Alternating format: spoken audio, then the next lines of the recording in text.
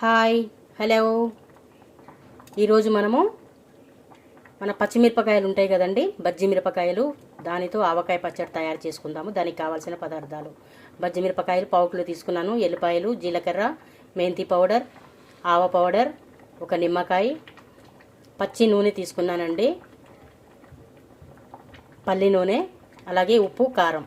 ముందుగా మనము ఈ పచ్చిమిరపకాయలని కట్ చేసుకుందాం. చూడండి, పచ్చిమిరపకాయలు ఇలాగా రెండుగా మంచి కట్ చేసుకున్నాం కదా. ఇప్పుడు ఒక బౌల్ తీసుకుందాము. ఈ బౌల్లో పచ్చిమిర్చి, నిమ్మరసము,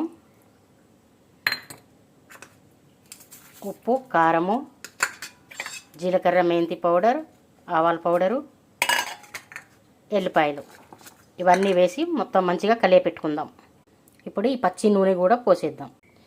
పచ్చిమిరపకాయ ఆవకాయ రెడీ.